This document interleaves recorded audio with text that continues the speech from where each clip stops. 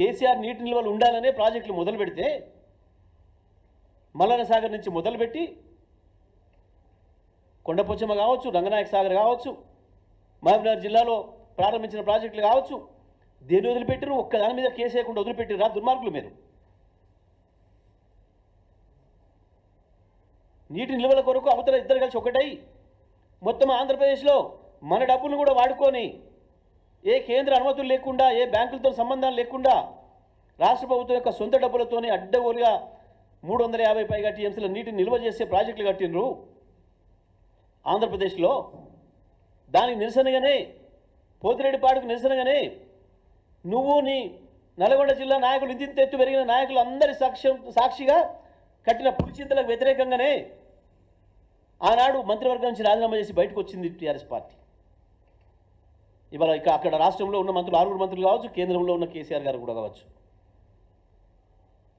తెలంగాణ ఇస్తేనే మమ్మల్ని పొత్తులో తీసుకుపోయి తెలంగాణ నట్టేట ముంచే ప్రయత్నం చేస్తున్నాడు రాజశేఖర రెడ్డి అని చెప్పి రాజశేఖర రెడ్డిని పిలిపించి ఢిల్లీలో పంచాయతీ పెట్టి ఆ మాట కూడా వినట్లేదు కాబట్టి రాజీనామాలు చేసి బయటకు వచ్చింది టీఆర్ఎస్ పార్టీ అన్నాడు. ఈ చరిత్ర వేరు. దాంట్లో పోతే మీరు నిలబడలేరు, మీ బట్టలు ఉండవు. అన్నీ తెలుసు తెలంగాణ ప్రజలకి. కానీ మేము ఇవాళ మాట్లాడుతుంది ఈరోజు సమస్య.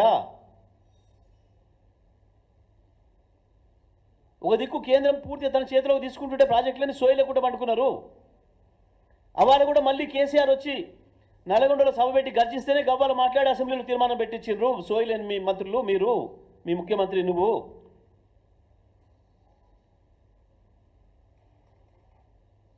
మేము గై మాట్లాడలే. మేము మీ అవినీతి గురించి మేము మాట్లాడతలేము. అవి చాలా ఉన్నాయి, అవి ప్రజలే మాట్లాడుకుంటున్నారు. కానీ ఇవాళ మేము అడుగుతుంది, ఇవాళ ఉన్న నీళ్లు, మన నీళ్లు, ప్రస్తుతం ఉన్న నీళ్లు మీ కేఆర్ఎంబి పెట్టింది, మీరు పెట్టింది, మీరు తెచ్చిన చట్టం ప్రకారమే రావాల్సిన నీళ్లు, మన మాటగా మనం భవిష్యత్ అవసరాలకు అక్కడ దాచిపెట్టుకున్న నీళ్లు శ్రీశైలంలో, సాగర్లో, అవి కూడా ఎత్తుకపోతున్నారు. నువ్వు చెప్పిన 300 వాటాలోనే ఎత్తుకపోతున్నారు. గది సోయి లేకుంటున్నావు. ఈ 5 జిల్లాలు ఇబ్బంది పడబోతున్నాయి మనుషులకు రేపు. ఇవాళ సాగునీళ్ళకు కూడా చివరి దాడి ఇస్తారా లేరా అన్న భయం ఉంది సాగర్ ఎడమకాలం రైతాంగంలో. అది మాట్లాడమంటే దానివైపు దృష్టి పెట్టమని సూచన చేస్తే మాట్లాడాల్సింది కేంద్రం పైన, మాట్లాడాల్సింది చంద్రబాబు పైన. గది వదిలిపెట్టి బీజేపీని అనడానికి వణుకు పుడుతుంది. ఎందుకంటే నీ నాయకుడు ఆయన బీ టీం ఉన్నాడు కాబట్టి. చంద్రబాబు అనడానికి వణుకు పుడుతుంది. ఎందుకు? చంద్రబాబు ద్వారా పైరవి చేసి ముఖ్యమంత్రి పదవి తెచ్చుకుందామని పైన.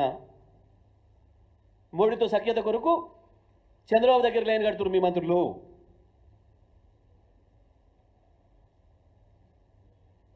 జగన్ పిలిచి అన్నం పెట్టిరు, బుద్ధుండాలి మాట్లాడడానికి. పక్క రాష్ట్ర ముఖ్యమంత్రి ఎవడన్నా వస్తే గౌరవం ఉండేవాడన్నా పిలిస్తే పెడతాడు.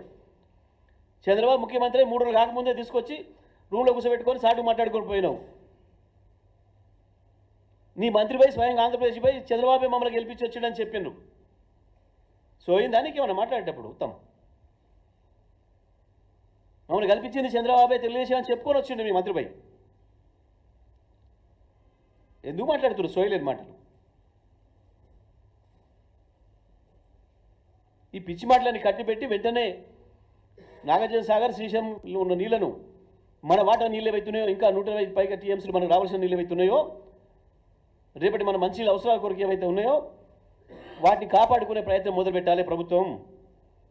ఇది మేము డిమాండ్ చేస్తూ ఉన్నాం.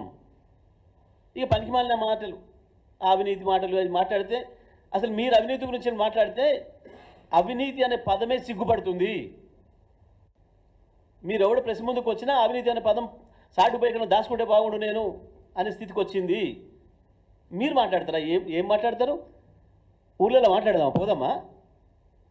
మాజీ సర్పంచులు, మాజీ ప్రజాప్రతినిధులు, చిన్న చిన్న కాంట్రాక్టర్లు, మనకేమైనా లైన్ ఉందా అక్కడ, మనకేమైనా రూడు దొరుకుతుందా, 10% వస్తుందట, 10% కమిషన్ గురించి మాట్లాడుతుంటారు. సిగ్గుండాలి ఏమన్నా మాట్లాడడానికి మీకు? ఇప్పుడు 20 చేసిరేట. చిన్న కాంట్రాక్టర్లు, చిన్న ప్రజాప్రతినిధులు ఉత్తరాలు రాసి ఆత్మహత్యలు చేసుకునే స్థితికి వచ్చిర్రు నీ పర్సెంటేజ్లతోని.